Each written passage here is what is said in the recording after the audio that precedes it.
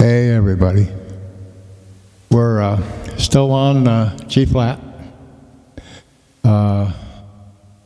We'll see, I might start us on the next thing, which of course will be G, because one half step up is G, because we've been coming up the scale. Now, I had you doing progressions on G flat.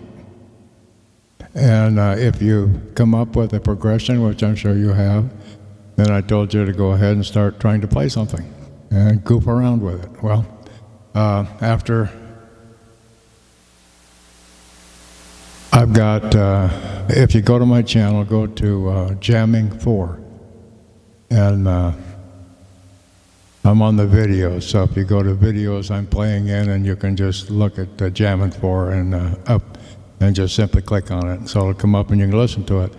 And that's what I did to write something for show, to give you an idea of what you can do, or from there. And you can turn this off for a minute and go there and listen to that and then come back, whatever you want to do, but I'd suggest you go ahead and listen to it and come back, and then we'll pick up from there, but I'll keep going. Okay, now, we talked a long time ago when we started to write. Remember, we were throwing up the notes and throwing up the chords and putting them on pieces of paper and all that kind of good stuff. And we talked about key signature, which is how many flats, how many sharps are in each key. And I showed you how easy that was to find. Like in the key of C, go up the progression.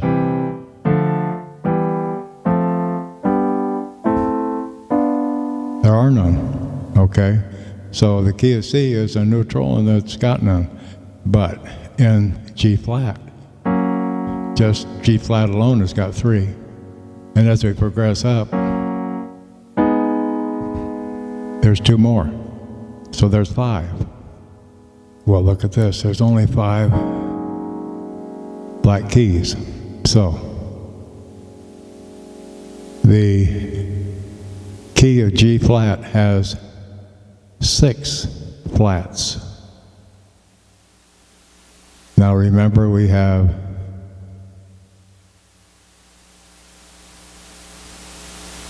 a C sharp, no, a C flat.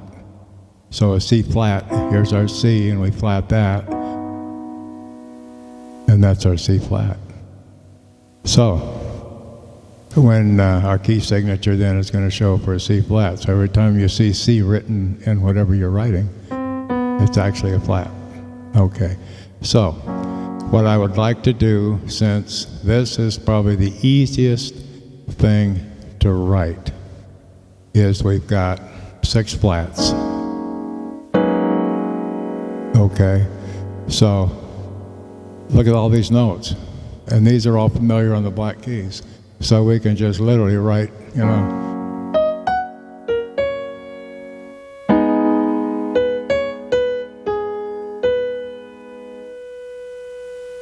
And where are we going here? Okay, then we go to B.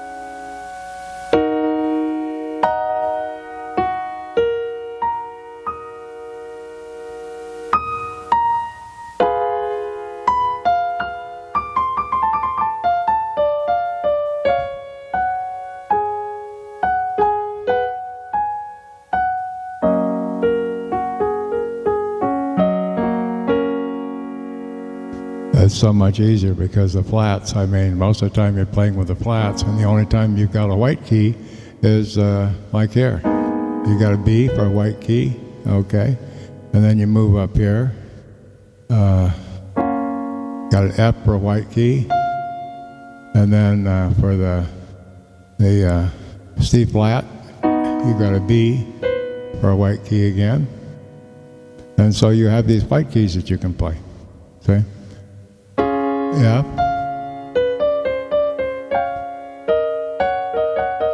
But you can always play any one of the black keys with any of these chords. I mean, with any of these chords you put down, because you're in the key of B flat, which has 6 flats. So the majority of your playing is just with black keys. That's why I'm saying this is your opportunity to write something for the first time if you haven't yet, and see how easy it is.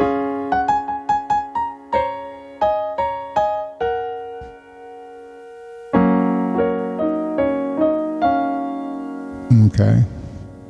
And remember, you've got your 6th, your 7th, regular 7th, major 7th. You got your 9th, which is right here, which is an A flat. So you would play it up here.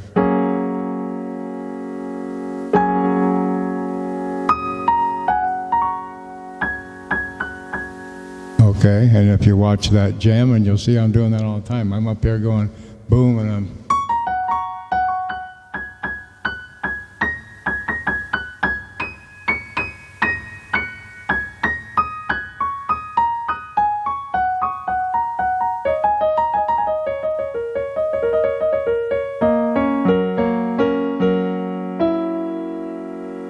okay. Now, I hope you've worked out a chord progression to where you're familiar with it, because I'm going to ask for this week that you create a right hand, and you will want to practice that so that you remember it. And you want to practice these two together, but you're going to have to start writing something.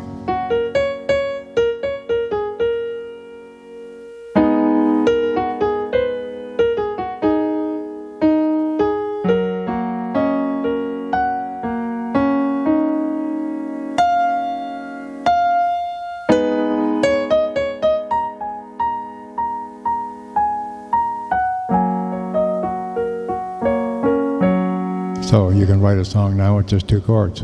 Just keep it going. Okay, so now when you get this proficient to where you've been playing something long enough so you remember the actual whole song that you're playing, right? Because as you're practicing, you're working with that the whole time just to see what you can do and carry on. That's the time to record both the sound and the video on your cell phone. And do it so it's right straight above you. Okay. I could do the lessons that way, then you'd never ever be able to see much of anything. Or whatever. And the camera would be in my way too. Anyway, so if you're able to do that, and you get, I know you will be able to if you practice enough on it, to get to a point where you can record something. Like if all you can record, say, is just this right here.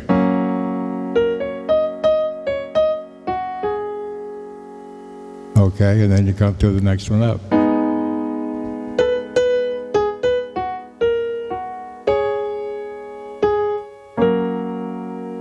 Do that. Just record something simple like that with the 2 chords, showing both your video and what you're doing. Okay? And then if you take that and download it to your computer, you can simply sit there and watch it, start, stop, and you can take a piece of paper and write down your chord and what notes you're playing. And then you can transfer that directly, actually, onto a score sheet. So when you go into the score sheet, you've got your treble clef, you've got your time signature, which in this case would be 4/4. You can do anything you want to, but let's stick on 4/4 until we learn to do that proficiently. And or if you're already doing stuff like that proficiently, do whatever you want to. But in the process of doing this, you're going to be able to write the songs a lot easier, because it's a lot easier to just go like this. Okay, I'm in the key of G flat. Okay, and I'm going to start.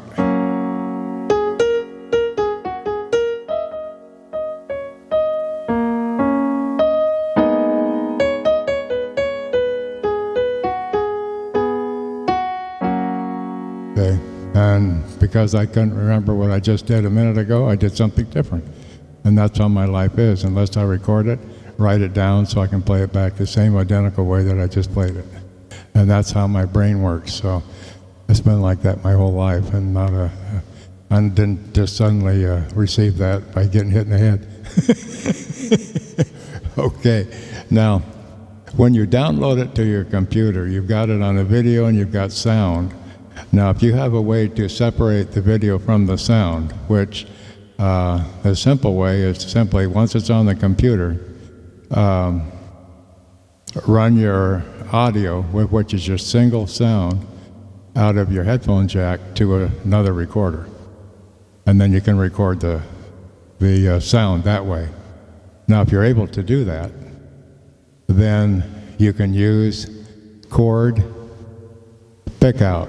In other words, C-H-O-R-D, pickout, P-I-C-K, out, O-U-T. And a couple of lessons back, I said, I didn't say chord pickout, I said something else, but that was an error. Oh, and by the way, if you can write down all the mistakes I've made, I've gone through the lessons and see where the mistakes are, and I also see that I repeated a little bit later and to correct it, but didn't say it was a correction. I just automatically did it because but in other words, it got corrected just in the process of going through the lessons, so I left it alone.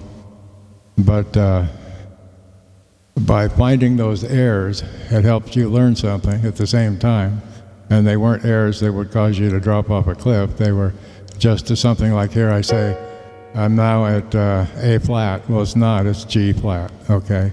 I'll do something like that, and then I'll go on from there. But that's just the way it is for me, and I apologize. I've taught a lot of people how to play, and the one thing that keeps it straight is being able to communicate.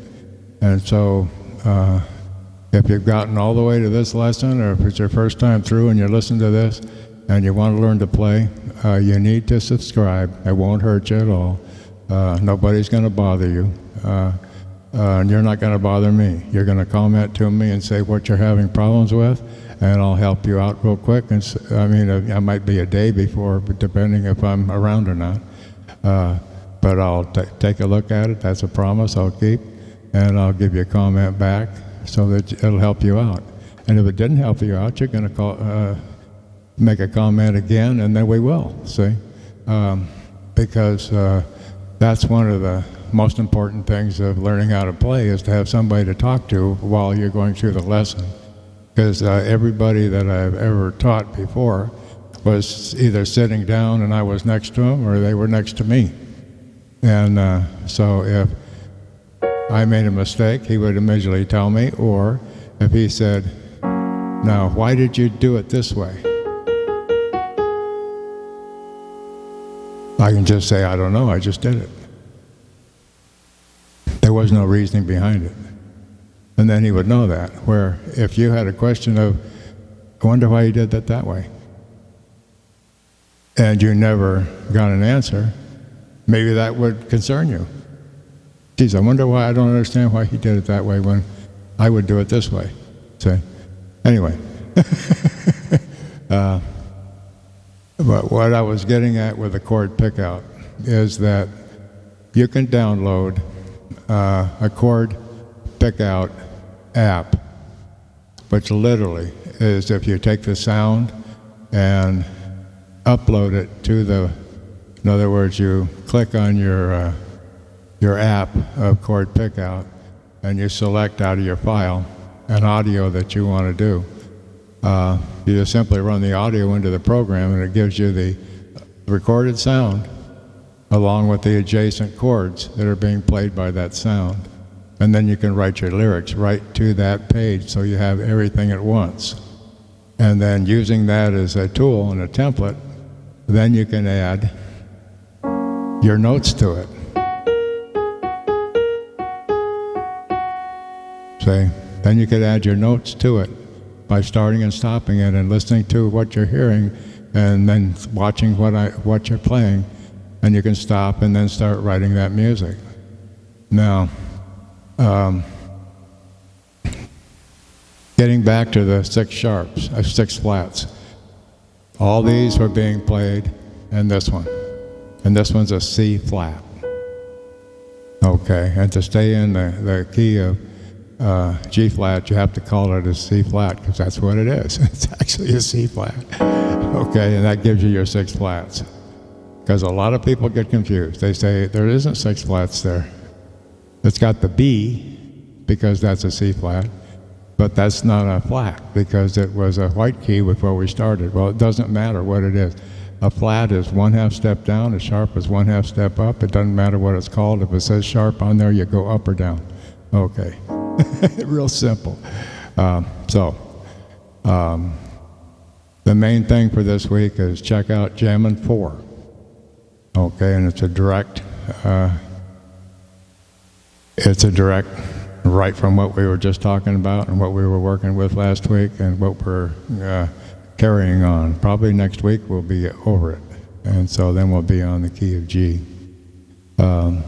So this week, if you can, separate the recording from the video, because the chord pickout does not accept the video with the audio. It only takes audio. So if you do this with a cell phone, of course, you got the two tied together. Or if you even do it with a video camera, I've got a video camera where I can record sound separately, and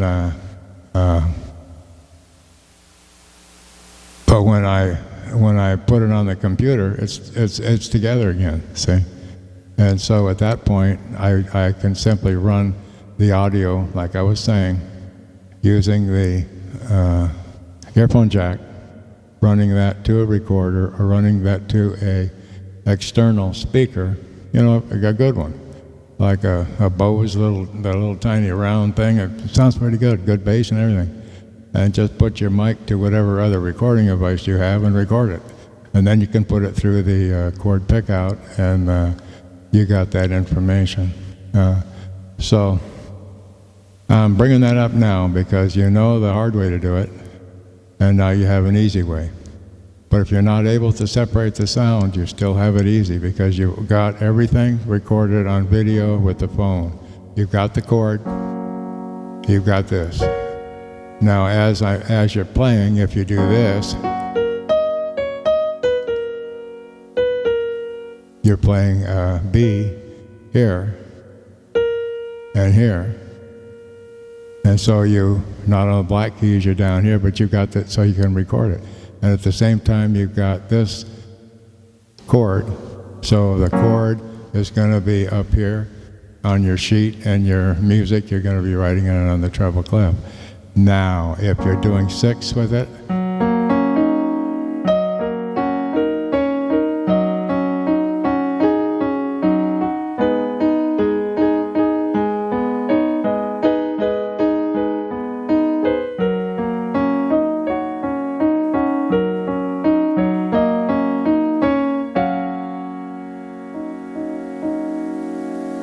okay, you've got all of that there.